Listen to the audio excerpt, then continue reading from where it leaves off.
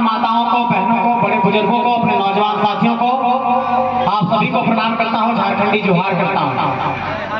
और चूंकि ये भाषण देने का कोई मंच नहीं है, कार्यक्रम चल रहा है, मैं सिर्फ इतना ही कहना चाहूंगा कि माँ अम्बे इस धरती को पूरा परिपूर्ण रखे, हमेशा खुश रखे, संपन्न रखे, सर्वगुण संपन्न रखे, ये मेरी कामना है। और आज माँ के चौथे स्वरूप की पूजा होनी है। कुसमांडा जो उनका आज का स्वरूप है, उसकी हम लोग पूजा अर्चना करते हैं। और ये माना जाता है कि उनके स्वरूप से सृष्टि की रचना होगी।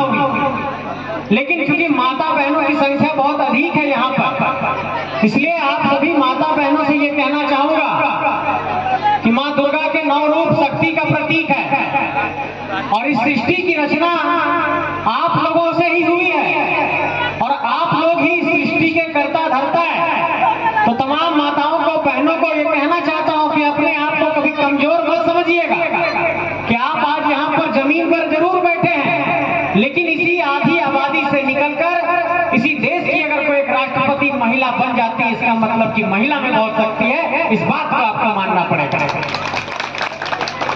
इसलिए कभी कमजोर नहीं मानना है अपने आप को। और महिलाओं को एक बात मैं समझाना चाहता था कि हम लोग जैसा समाज में रहते हैं, वहां पर हम लोग तुलना करने लगते हैं कि देखो वो आगे बढ़ गया, हम पीछे रह गए।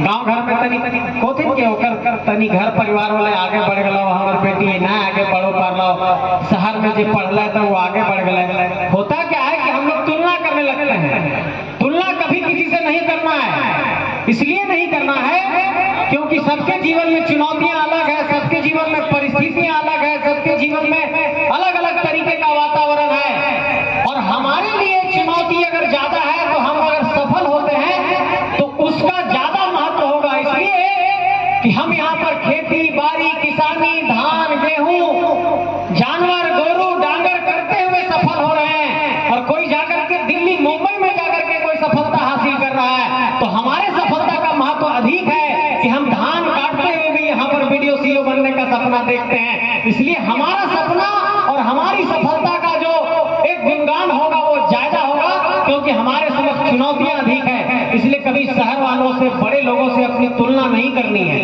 ये मान करके चलना है कि हम ही विशिष्ट है, हम ही में अधिक महत्वपूर्ण है और हम में जो काबिलियत है, हम में जो प्रतिभा है, वही हमारा जीवन का तरक्की का कारण बनेगा।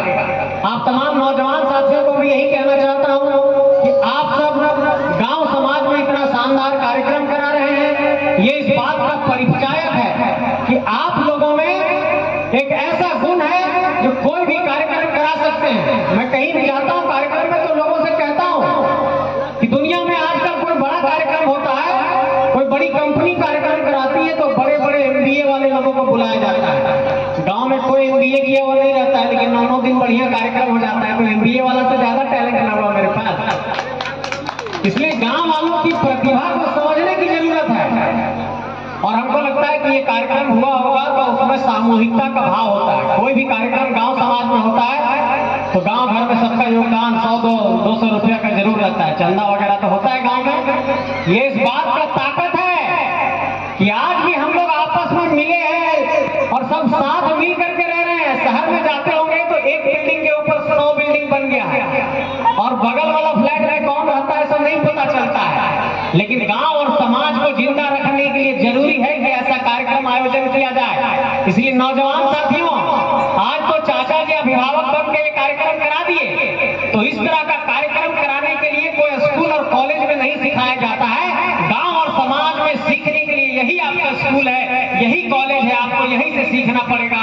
और अगले बरस, अगले कुछ बरस जब कार्यक्रम करना पड़ेगा तो नौजवानों को जिम्मेवारी लेनी पड़ेगी। और आज जहाँ पर चाचा अभिभावक की भूमिका में है, किसी नौजवान को वहाँ पर अभिभावक की भूमिका में रहना होगा। ऐसे ही समाज चलता है, यही बात आप सबसे कहना चाहता हूँ। ये समाज को आगे बढ़ाने की एक परंपरा है। कई लोग कहते हैं कि अरे बाबू जागरण करा लेगा तो उससे क्या हो जाएगा। जागरण करा लेने से ये होता है, ये पता चलता है कि हमारी कुव्वत और काबिलियत कितनी, हमारी क्षमता कितनी, हमारी प्रतिभा कितनी है। ये पता चलता है कि हम आपस में एकजुट कितने हैं, ये पता चलता है कि हम आपस में कितना बड़ा कार्यक्रम कर सकते हैं, ये पता चलता है कि कितना हंडिया एकजुट हो सकता है, ये पता चलता है कि कितने घर आंगन एक मुद्दे पर, एक विषय पर एकजुट हो सकते हैं। और यही सामूहिकता हमारे हमारी ताकत है, यही एकजुटता हमारी ताकत है। हम सबको एकजुट होकर के रहना है। सब लोग खुश रहिए, प्रसन्न रहिए, सबके जीवन में खूब तरक्की हो। हमारी बहन लोग, हमारी माता लोग, सब लोग खूब तरक्की करें, यही मेरी कामना है। माँ दुर्गा आपके पूरे झोली को भर दे, माँ दुर्गा पूरे आपके घर आंगन को भर दे, यही मेरी कामना है। बहुत बहुत प्रणाम, नमस्कार, शुक्रिया, धन्यवाद। फिर कभी आएंगे। दिलीप भाई ने यहाँ से मुझे फोन किया था, उनका बहुत बहुत आभार। और मेरा भी सौभाग्य रहा कि इतने बड़े कार्यक्रम में आने का मौका मिला। उन्होंने एक बार अनुरोध किया, मैंने कहा कि मैं जरूर आऊंगा 10 से 11 बजे, चाहे 11 बजे, मैं रात में जरूर आऊंगा। और आप लोगों ने इतना आदर सत्कार किया, इसके लिए मैं कर्जदार हूँ। फिर कभी बुलाएंगे तो जरूर आऊंगा, आपका कर्ज उतारूंगा। बहुत बहुत धन्यवाद, शुक्रिया।